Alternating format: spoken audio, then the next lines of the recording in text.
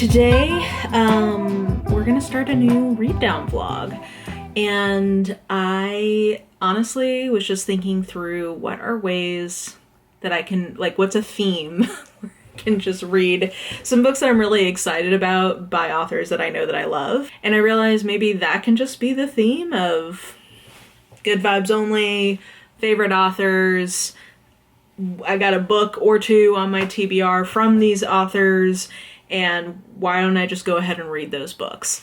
So I will say all of the author, I think my criteria is going to be that I've never given the author less than a 3-star. Most of these authors, I think I'll only, like the ones I have in mind, I've given mostly 4 to 5 stars, maybe like an occasional 3.5 or an outlier 3.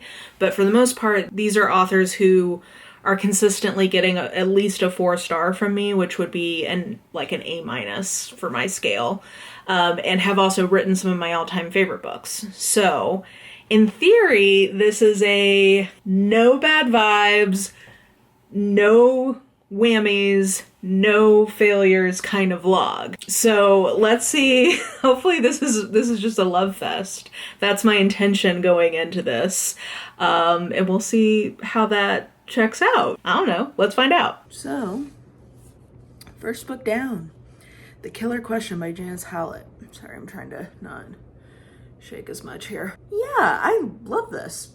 I finished this up last night. I don't think other people will like this as much as I did, but for me, this combined what I liked about the appeal, which was some of the sort of like small community feeling to the mystery, like kind of a cozier setting, with more of the kind of cold case-ish stuff from the Mystery of the Alberton Angels. So it's not as good as The Mysterious Case of the Alberton Angels, but I would say this is probably my second favorite one from her. But I think that'll be an unpopular opinion because it takes a long time for it to get going. So I should tell you even the premise, which is this guy writes in to this production company saying, hey, I think that my aunt and uncle's disappearance would be an interesting documentary, like a true crime documentary. And then he's sending them all of the case file for them to review, and it's about how his aunt and uncle got involved in something from like the year before the pandemic, and it centers around this pub that they had opened called The Case is Altered, and around the quiz night and the mysterious goings on, plus other elements that get introduced along the way. So I think a lot of people will find this really slow at first, but I was into it. I was in it to win it. So once some of the more action stuff started going, yeah, that was just adding to the intrigue. I also feel like this is one of her most fair play ones because I didn't guess everything up front, but like as things were revealed, I was like, oh, I bet that's what this is. And so that felt very satisfying. Yeah, I don't know. I really like this one. I'm gonna give it a 4.5. It's probably my favorite non-speculative mystery I've read so far this year. Hello, good morning. I am drinking my coffee, and I thought I would tell you that I finished Catabasis last night. I don't know what to... I've got a lot of mixed feelings about this. I will say my first thought is I'm very curious what other people think about this book because I've been trying to avoid having my impression guided because I feel like with Babel and Yellowface I came in with some preconceptions based on a lot of the reviews. So this time I tried to read it sooner and also just to like not see what people were saying yet. But I've seen a lot of like the titles on some of the things I've seen, or like the context in which I've seen any comments make me think that maybe this book is kind of controversial. I don't know. I mean, it is about hell. It's in hell, so there's like some intense shit that goes on. So maybe that's the controversy, or maybe I'm just totally wrong. I don't know. I would say this is my least favorite from her. But I would still probably give it a 3.5. I think if I conceptualize this as a fantasy novel, I like it less. And if I conceptualize it as a fantasy, like a romantic fantasy, like a fantasy with romance, I don't know that I would call this like a full-on fantasy romance, but if I kind of think of the romance element being weighted roughly the same as the fantasy element, I like it a lot better. There's some pacing issues in the middle, so I didn't even tell you what this is about. So our we have two main characters, one of whom is our POV character, Alice, and she is an advanced magic with a K student, and her professor dies and is in hell, and she's like, fuck that, I need that recommendation. I'm gonna go get his ass out of hell. And at the last minute, her kind of like rival and fellow student is like, I'm going with you because I have the exact same problem. So it's sort of like an enemies to love kind of thing while they're going through the 8 circles of hell. So yeah, I don't know that I thought, like, the fantasy element I think is interesting but pretty vague, which I'm personally fine with. I think maybe other people don't like that. I don't know. And see, now I should have just read. It's because now I'm sitting here like, what is it that people don't like about this? I personally found a lot of the philosophy stuff to be a little bit nonsense, but to be fair, I wrote a paper about Dante and the Beatific Vision, so, like, I probably have some thoughts about that coming into it. That's probably a me thing. But I don't think, I mean, there is philosophy stuff in here. There's also math stuff in here. I don't know. The more I'm talking, the less I like it, to be honest. But I really like R.F. Kuang's writing. I know other people don't like how she does characters. I personally do like how she does characters. I thought the ending was really satisfying, for me personally. And so I'll give this like a 3.5. This is my least favorite from her, but not a bad book. And now I have to decide if I'm going to keep it, because it is, I pre-ordered, so I got the beautiful pretty edition, but it is my least favorite from her, so I don't know if I need it really. But I have all of her other books. I'll keep it for now. Right now it's a complete set. If I encounter a book from her I hate, maybe I'll think about unhauling this. But anyway, all that to say, if you can't tell, deep ambivalence, but a decent time in this book. Okay, thanks, bye. Hi, we have finished another book, The Twisted Ones by T. Kingfisher. So this is the last physical T. Kingfisher I had left on my TBR. I do still have some ebooks from her to read, most of which are short story collections, but a couple of, like, I think there's 1 or 2 YA novels and maybe 1 or 2 adult fantasy or speculative romancy kind of things.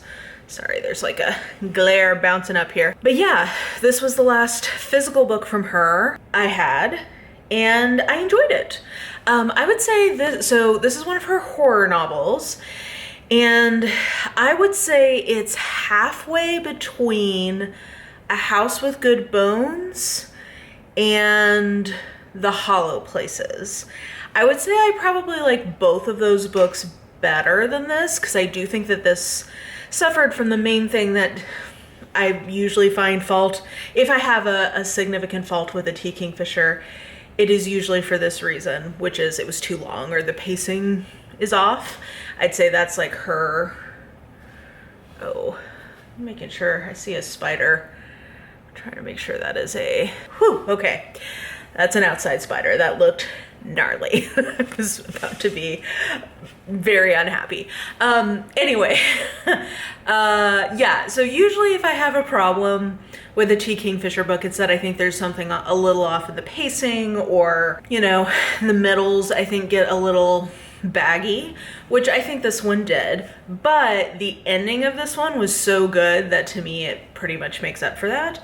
So this is a woman who is cleaning out her hoarder grandma's house. There's an entire room of creepy doll stuff. She's not like a animal hoarder or like a poo hoarder or a food hoarder.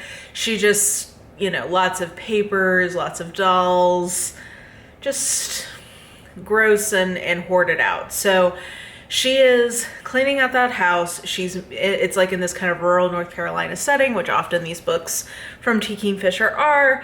And she's meeting some of the characters in the town.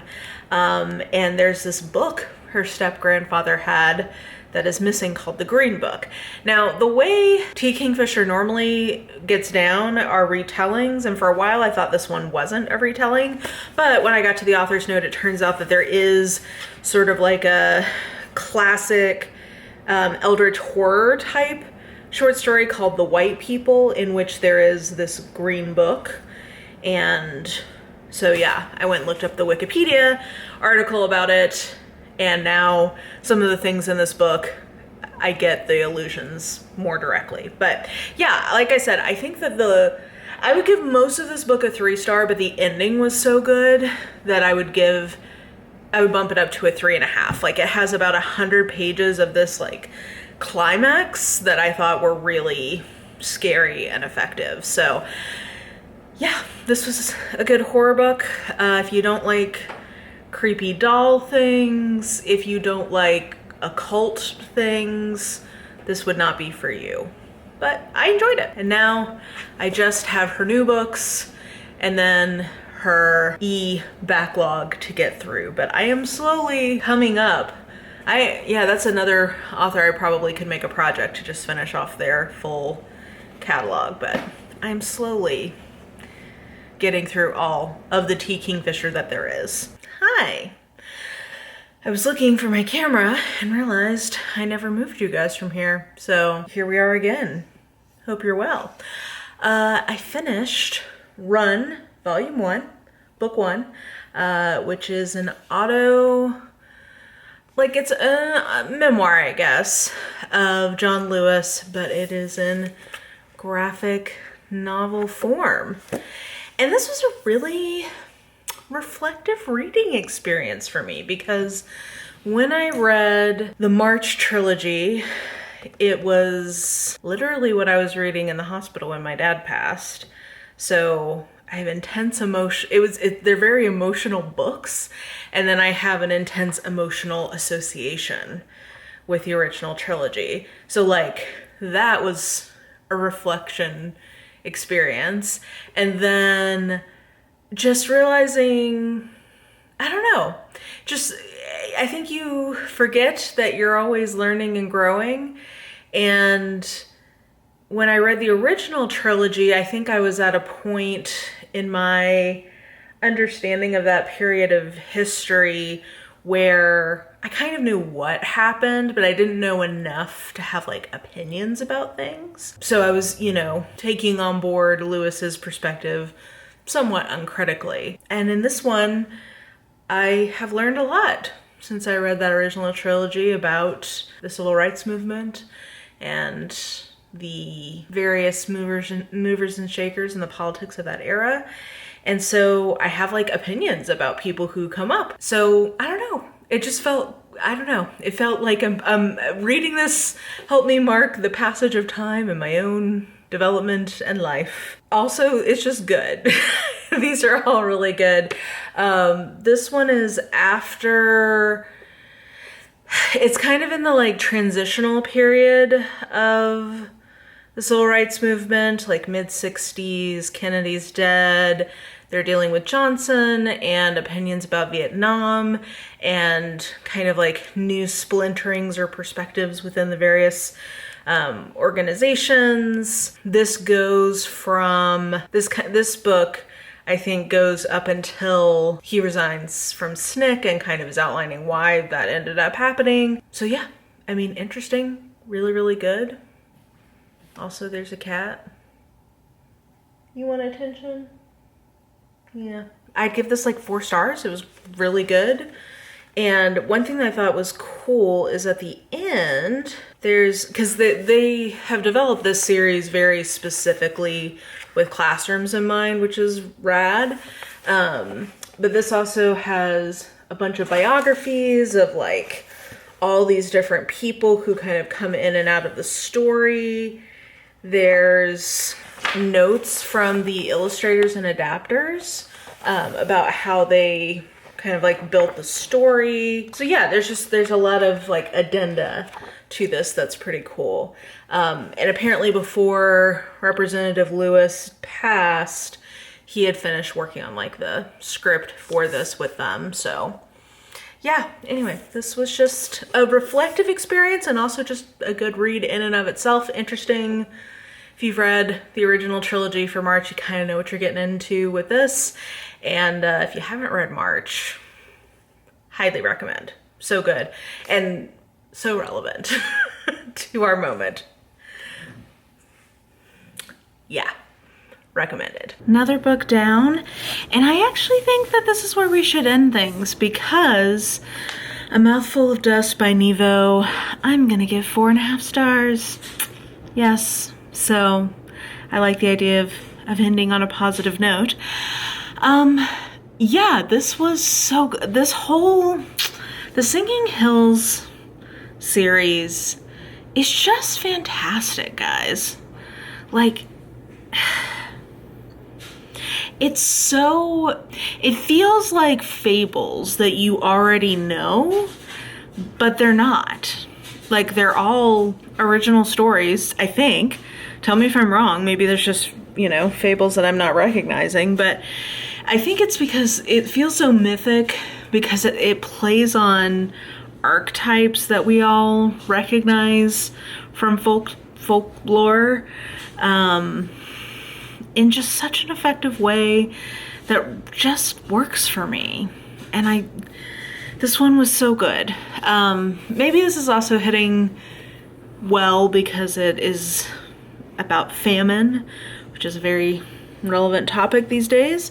But it's, good old Cleric Chi and Almost Brilliant are back out on the road collecting stories, this time about a little river village that had a famine demon inflict a intense, terrible famine on them for 3 years. And yeah, there's more to the story, obviously, as always, than meets the eye. There's an adorable kitty, as seen on the cover. Yeah, this was just so good. One of my favorites in the series, for sure. And definitely one of my favorite reads of the year. Nevo is just continues to slay this particular series. I didn't love the standalone from her I read, which makes me a little gun shy about reading her longer stuff again, but her novellas slap. So I think let's end on that positive note. I'm also getting towards the end of the month, so it'd be good to wrap this up for that reason.